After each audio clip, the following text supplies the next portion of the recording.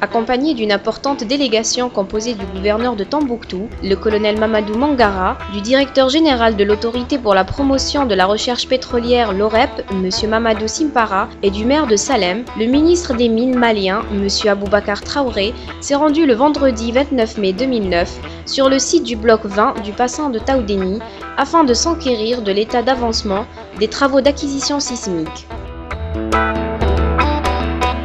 Accueilli par le directeur général de SIPEX Malibranche, M. Boualem Mahache, du président directeur général de Nageo, M. Awamer Lassal, et de M. Saoudi, ministre conseiller à l'ambassade d'Algérie au Mali, le ministre a fait escale à la base de Nageo, à l'EGS 220, où il a suivi une présentation exhaustive sur le processus de réalisation du projet. Situé dans la commune rurale de Salem, à 750 km au nord de la ville de Tombouctou, le bloc 20 s'étend sur une superficie de 180 000 km² et est exploré par le groupe Sonatrach à travers ses deux filiales, à savoir Sonatrach International Production and Exploration, SIPEX, et l'entreprise nationale de géophysique Nageo. Engagé à exécuter un ambitieux programme relatif aux travaux d'études géologiques et géophysiques et de réalisation forage durant les 4 premières années, SIPEX Malibranche s'est vu attribuer ce programme suite à la signature d'une convention de concession avec le gouvernement malien en février 2007. Pour le bloc 20, SIPEX Malibranche souhaite mener à terme ses opérations de recherche et d'exploration. À ce jour, l'acquisition sismique 2D est en cours et les données préliminaires nous ont permis de voir quelques résultats tangibles qui permettent d'espérer et de continuer cette recherche et cette exploration du bloc 20 que nous souhaitons sera couronnée par la réalisation de forages qui nous permettent de tester les potentialités réelles de ce bloc. Ces potentialités, aujourd'hui, il semble que les éléments que nous avons en possession, ces éléments permettent de croire et d'espérer que ces hydrocarbures doivent exister quelque part dans ce bloc. Au cours de sa visite, le ministre des Mines a constaté de visu les progrès dans la recherche pétrolière au niveau du bloc 20 ainsi que l'intensité des études de gravimétrie, de radiométrie et de magnétométrie réalisées par SIPEX, ce qui donne l'espoir d'une découverte imminente de l'or noir.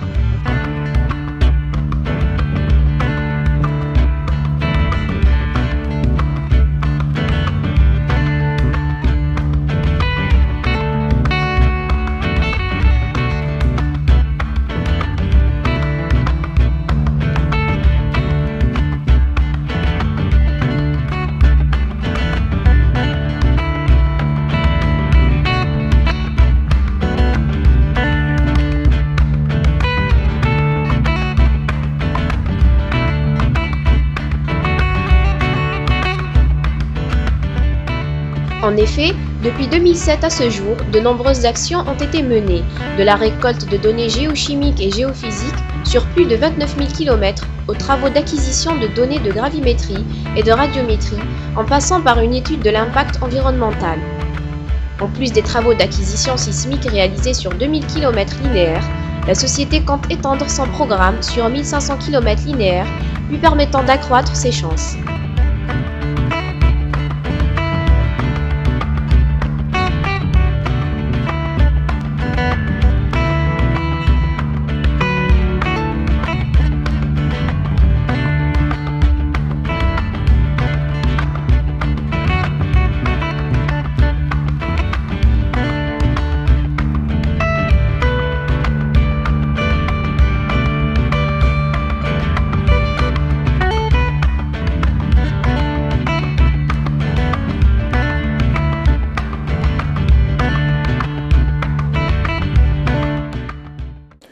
En ce qui concerne le bloc 20 qu'on a visité avec son Excellence, Monsieur le Ministre, Nous sommes en troisième année de la première phase d'exploration. L'engagement contractuel concerne la réalisation d'un volume de sismique 2D. Nous avons un programme de 3000 km, dont 2000 km environ de programme ferme. Nous sommes à 1500 km de programme optionnel qu'on n'a pas encore réalisé. Sur les 2000 km de programme ferme, on est à pratiquement 82% de la réalisation, ce que vous avez vu pratiquement durant cette visite. Et nous avons entamé aussi, nous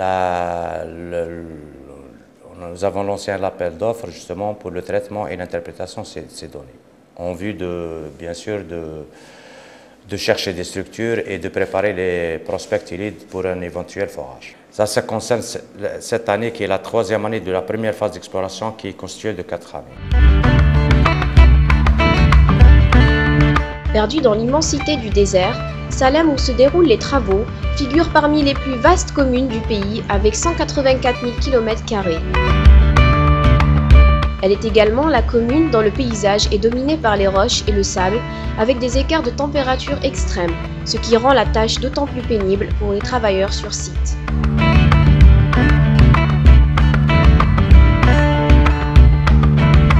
À cet effet, soucieux du bien-être des employés, les responsables de Nageo ont mis en place tous les moyens humains et logistiques nécessaires et adaptés à cette terre aride du désert, afin de leur assurer un cadre de travail convenable.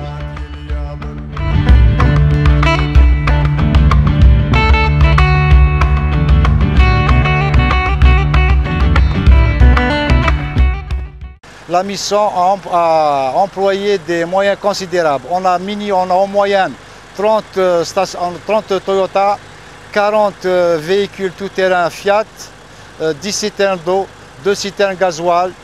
On a 2 boulangeries mobiles, une boulangerie mobile sur le camp principal et une boulangerie sur le camp secondaire. Donc pour parfaire et pour satisfaire les conditions de travail, on a un camp principal qui est à Esdrem avec une piste d'atterrissage. On a 2 vols hebdo sur Tombouctou pour pouvoir envoyer les gens en congé sur Alger. On a un camp secondaire qui est équipé de baraques de tentes avec une boulangerie, frigo et toutes les commodités nécessaires. Et puis on a des camps volants. On a un camp volant avec l'équipe labo, on a un camp volant avec l'équipe forage et on a un camp volant avec l'équipe vibro. Toutes les équipes déployées au terrain sur le camp volant, elles sont connues en temps réel. Donc on a Journée Management qui gère toutes ces équipes, en point de vue nourriture, en point de vue eau, en point de vue logistique et éventuellement en point de vue médical. Pour plus de commodité, toutes les équipes, tous les déplacements des équipes, elles se font par escorte militaire. De retour à la base EGS 220, M. Aboubakar Traoré a animé une conférence de presse axée principalement sur le développement des hydrocarbures au Mali, ainsi que sur la coopération entre Sonatrach et son pays. Je vous remercie.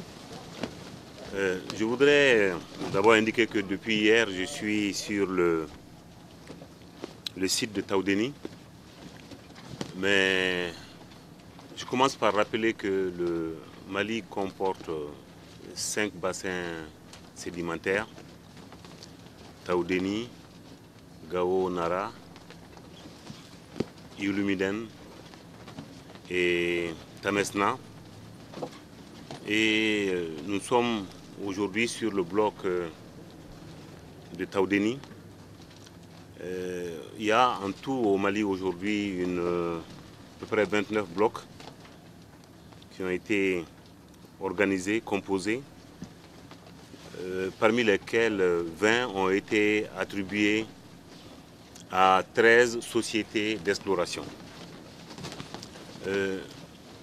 L'histoire de l'exploration pétrolière au Mali est relativement récente, après avoir connu une interruption en 1985, intervenue après que les services du ministère des Mines, conscients du potentiel minier du Mali, aient conclu une convention d'études avec la Sonatrach. Et cette convention d'études a été exécuté par la Sonatrach qui a permis de révéler l'existence d'un véritable potentiel à partir donc d'une exploitation des données anciennes qui existaient.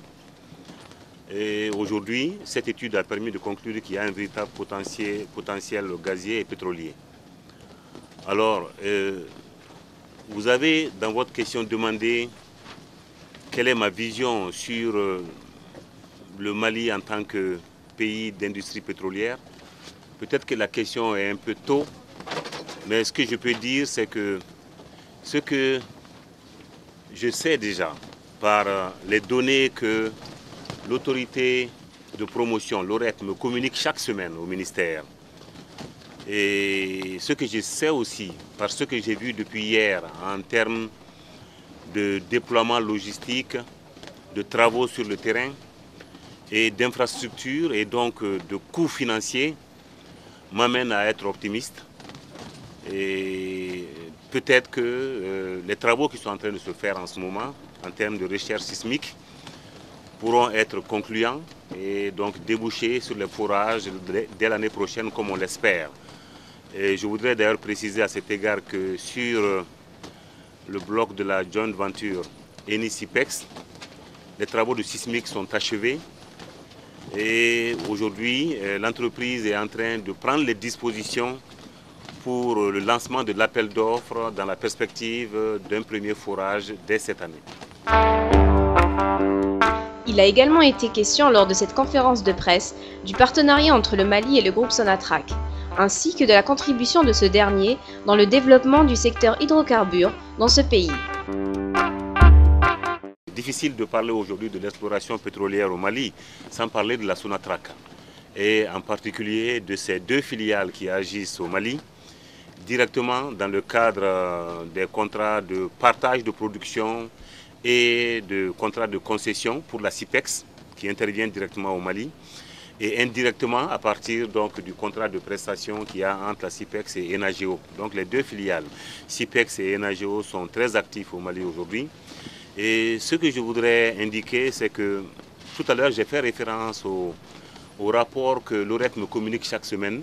Je note l'évolution des travaux sur tous les blocs et je note en particulier que sur le bloc 20, sur lequel nous sommes aujourd'hui, de Taoudéni, et le groupe SIPEX est plutôt même en avance par rapport aux travaux programmés, ce qui est vraiment une excellente chose. Ce matin, j'ai pu constater à quel rythme la société avance avec Enageo bien sûr, pour les travaux de sondage. Et j'ai également des indications selon lesquelles sur le bloc 20, la SIPEX a déjà fait des investissements de l'ordre de 28 milliards et demi de dollars et aurait fait des investissements de l'ordre de 28 millions et demi de dollars, 28 millions. Et aurait fait sur la joint venture, donc avec Eni, à peu près 12 millions de dollars d'investissement. Donc ce sont des montants très importants d'investissement qui ont été faits. Et je voudrais saluer aussi toute la collaboration que, en tout cas, depuis mon appointement à ce département, j'observe entre SIPEX, Enageo et l'OREP, et ce que j'ai pu constater aussi depuis hier que je suis sur le terrain avec vous. Donc je pense que c'est une très bonne chose, cette collaboration, et j'espère qu'elle va se poursuivre. En termes de formation des cadres maliens dans ce domaine, le ministre a salué la coopération entre l'Algérie et le Mali. Je voudrais d'abord commencer par évoquer la qualité de la coopération en général et de la coopération culturelle en particulier entre le Mali et l'Algérie, et cela depuis 1963, donc le début des années d'indépendance. C'est une coopération de très grande qualité et on sait au Mali que de nombreux cadres maliens dans l'administration, dans les domaines de l'agronomie, de la géologie, dans l'informatique ont été formés en Algérie. Et pour prendre le domaine spécifique de la géologie, de nombreux ingénieurs ont été formés donc, à l'Institut algérien de pétrole et également à l'Institut national des hydrocarbures et de la chimie et à l'université scientifique et technologique Wari Boumedienne. Donc je sais qu'il y a quelques dizaines d'ingénieurs qui ont été formés dans ces différents établissements algériens. Mais ce que je voudrais dire aussi, c'est que depuis cette convention de partage avec SIPEX, concernant ce bloc, l'OREP bénéficie de programmes de formation très intéressants. D'abord ici, sur le site, mais également certainement en Algérie avec l'appui des instituts de formation. Mais nous avons également un ambitieux programme de formation parce que vous savez certainement qu'avec ce qui est en train de se passer depuis 2 ans, le Mali est en train de faire pratiquement une certaine réorientation de sa stratégie minière au sens large. Parce que dans un premier temps, le minier au Mali a signifié surtout les minerais solides et plus particulièrement l'or. Aujourd'hui, non seulement on est en train d'élargir sur d'autres minerais comme l'uranium, le manganèse, mais surtout on est en train d'avancer très significativement en matière d'hydrocarbures. Et donc il faudrait que les formations de nos cadres et de nos agents soient réajustées en conséquence. Donc nous allons faire cela en rapport avec vous. Parce que j'ai pu noter que, franchement, la partie algérienne, la Sonatrach en particulier, et ses 2 filiales, sont des acteurs privilégiés sur aujourd'hui les blocs pétroliers qui sont les plus avancés dans l'exploration pétrolière. Par ailleurs, interviewé par les journalistes locaux sur les opérations sismiques en cours au niveau du bloc 20, le président directeur général de l'ENAGEO a affiché son optimisme quant aux potentialités réelles du Mali en matière d'hydrocarbures.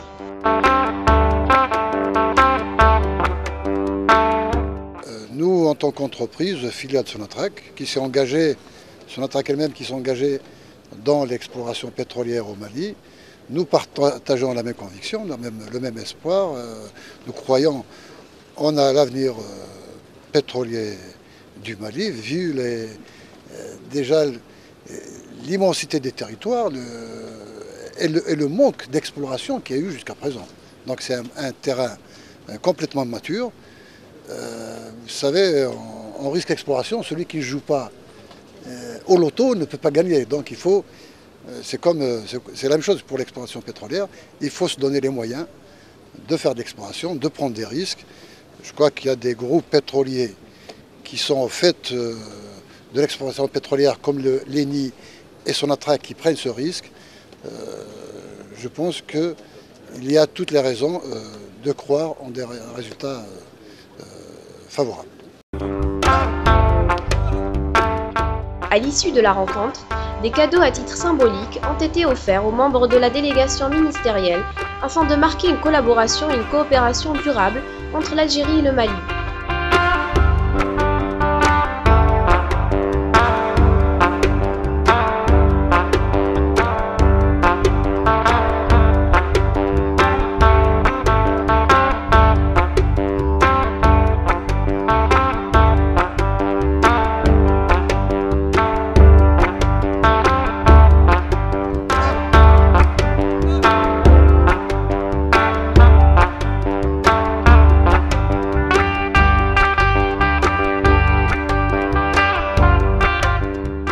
Pour rappel, le groupe Sonatrach, après avoir été un partenaire de l'OREP dans la promotion de la recherche pétrolière du domaine minier malien, est actuellement opérateur à travers sa filiale internationale SIPEX BBI sur le bloc 20 et en association avec le groupe ENI sur les 5 blocs 1, 2, 3, 4 et 9 situés dans le bassin de Taoudéni.